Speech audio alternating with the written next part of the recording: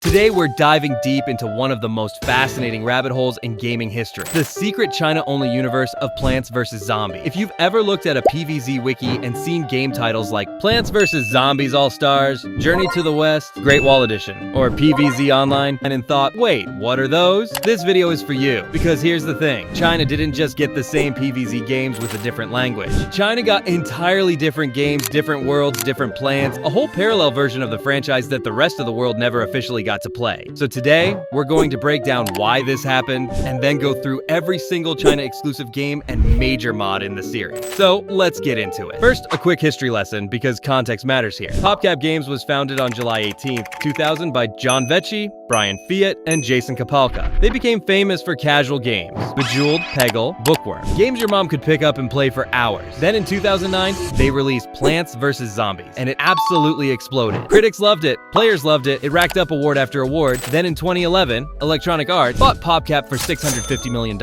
And under EA's umbrella, PopCap started expanding aggressively. Now here's where China enters the picture. Back in 2008, well before the EA acquisition, PopCap had already opened a dedicated studio in Shanghai, China, PopCap Shanghai, and this was a key strategic move because the Chinese gaming market was enormous and growing fast. But it was also completely different from Western markets in ways that required special attention. PopCap Shanghai's mandate was simple but significant. Develop games separately from PopCap Seattle, specifically for the Chinese market. These wouldn't just be translation, they'd be entirely custom built. Then in October 2011, a Chinese company called Talkweb Information System signed a cooperation agreement with EA to operate PopCap titles in mainland China. Things like the original Plants vs. Zombies and Bejeweled Blitz. When PvZ 2 eventually launched internationally in August 2013, Talkweb was brought in to handle the Chinese version as well. They quickly became the primary developer from update 2.0.1 onward, with PopCap and EA stepping back into a publisher role only. So you have this whole parallel development ecosystem. But why go to all that trouble and not just translate the existing games? There are several distinct reasons, and they stack on top of each other. When PopCap first released PvZ in Asia, they were immediately hit with a massive piracy wave. China at that time had virtually no copyright protection mechanisms for overseas intellectual property. So PopCap had to rethink their entire approach. And they made the game so compelling, so full of exclusive content you couldn't get anywhere else, that Chinese players had a genuine reason to engage with the official version. Second, the government censorship and content regulations. China's government strictly controls media content. One big rule: zombies, bones, skulls, blood, and supernatural imagery are heavily restricted or outright banned. The concern is that this kind of content promotes superstition or harms cultural value. So how did a zombie game survive in China? Simple. It had to be redesigned. The Chinese versions toned down the visuals. The gameplay stayed intact, but the look and feel was cleaned up to satisfy regulators. And that redesign pressure is part of what pushed PopCap toward building culturally fitting original content for China rather than just slapping a translation on the international version. Third, deep cultural localization. PopCap didn't just translate, they rebuilt the game for the audience. Their China studio's executive game designer Duncan X called it deep localization. Not swapping out text, but rethinking the content entirely. Chinese players connected far more strongly with their own history and mythology. A world based on the Great Wall or the classical novel Journey to the West hits completely differently than Pirate Seas or Wild West ever could. So worlds like Kung Fu World, Sky City, and Ancient China weren't random additions, they were deliberate choices to make Chinese players feel like the game was made for them. Because it was. And lastly, the sheer size of the market. China is the second largest gaming market in the world, generating over $30 billion a year. That number alone explains why EA and PopCap were willing to invest in a parallel development studio, a separate version of every game, and years of exclusive content pipeline. So now let's go through every China exclusive title in the PvZ universe, because there are quite a few. Plants vs. Zombies Great Wall Edition. Great Wall Edition was one of the first China exclusive PvZ games, exactly what it sounds like. The original PvZ reskinned with a Great Wall of China backdrop, some new content, and later updated to include early Journey to the West episode. On Android version 2.1, it was renamed Plants vs. Zombies Journey to the West, with JTTW content made freely playable, though the deepest JTTW content stayed exclusive to the Endless Edition. The Android version had noticeably worse audio quality than iOS due to heavy sound compression. PopCap blamed the inferior hardware specs of Chinese phones at the time. Ironically, Chinese players disputed this and complained about it anyway. The game has since been removed from all storefronts and is now considered archived. Plants vs. Zombies Endless Edition, also known as Plants vs. Zombies Journey to the West, was released in 2013 and was a full Chinese exclusive extension of the original PvZ one, built around the Journey to the West, a 16th century Ming Dynasty novel about a monk's pilgrimage accompanied by the Monkey King, a pigman, and a water demon. The game featured entirely new zombies based on characters characters from the novel. Enemies like the Skeleton Demon Zombie, Red Boy Imp, Yellow Brow's Gargantuar, and the Ox Demon King Zombot as the final boss. New plants were added as well, and some Plants vs. Zombies 2 plants were ported backward into it. The game got its last update in 2015 and was then discontinued for unknown reason. It's now gone from all official platforms. Plants vs. Zombies Social Edition. This was a social network-based version of PvZ 1 for Chinese platforms. Think of it like a Facebook Games era title, but for Chinese social media services. It was eventually shut down. Plants vs. Zombies Online. It was a China-exclusive spin-off of the original PvZ, developed by PopCap and operated in China by Tencent. It launched around 2014 and was completely different from the original PvZ formula. It became a massive online RPG-style strategy game with social systems, PvP guilds, upgrades, events, and hundreds of exclusive plants and zombies. Some of the biggest features were real-time online progression system, plant evolution and rarity mechanics, boss raids, and many more. It had many bizarre plants such as shark plants, dragon-themed plants, mecha plants. The game eventually shut down in 2017 because its player base declined. It became heavily pay to win, and maintaining the online servers was no longer worth the cost. But ironically, the game became more popular after shutting down. Plants vs. Zombies All-Stars. This is one of the most ambitious China-exclusive entries. Released in 2014, All-Stars was an RPG-style spin-off, entirely different from the tower defense style. In All-Stars, the game shifted to a turn-based RPG, where your plants and zombies took turns attacking each other. You built a deck of plants and battled other players' decks in PvP mode. The game featured 11 worlds, 4 completely exclusive to All-Stars, including the Journey to the Westworld. But All-Stars had its servers officially shut down on July 11th, 2020, and all of the game's online data was wiped and now essentially lost. Plants vs. Zombies 2, Chinese version. The Chinese version of PvZ 2 is not just a translation. It is a fundamentally different game, and the differences are staggering. It has 6 exclusive worlds: Kung Fu World, Sky City, Steam Age, Heian Age, Renaissance Age, Fairy Tale Forest. But even though having different monetization and being free to play from the start, many plants obtainable for free in the international version required payment or grinding in the Chinese version, and vice versa. The Chinese PvZ 2 is still actively updated and maintained as of today, making it the longest-running active PvZ game in the franchise. Plants vs. Zombies Pinyin Adventure, a language learning game that used PvZ characters to teach Mandarin Pinyin. The romanization system for Chinese pronunciation, genuinely unique concept. Also removed Plants vs. Zombies Magic Book, a smaller Chinese exclusive title that was eventually removed from stores. Plants vs. Zombies 2 Social Edition, a social platform version of PvZ 2 for Chinese networks. Also removed. Plants vs. Zombies Original Edition / Kingdom Edition, later Chinese exclusive variants and re-releases of the base game with modified content and different storefronts. Beyond official games, the China exclusive content spawned an enormous modding scene, and that kind of became more famous than anything. Some of those include PvZ Fusion, PvZ 2 Hybrid, PvZ Brutal Mod, and many more. But here's the real question. After all this development over the years, what happened to all of it? As of now, most of the China exclusive games are dead or inaccessible. Great Wall Edition, Endless Edition, PvZ Online, PvZ Social Edition, All-Stars, all shut down and wiped. The only major survivor is PvZ 2 Chinese version, which is still live and actively developed. The demise of most of these games came down to a few factors: the cost of maintaining servers for games that had plateaued in revenue, Talkweb taking over and phasing out titles they didn't own or want to maintain, and general market shifts in Chinese mobile gaming. It's a genuinely sad story for preservation enthusiasts. A huge amount of unique creative work, including worlds, characters, mechanics, music, is now effectively lost to the public, surviving only in community archives and grainy YouTube footage.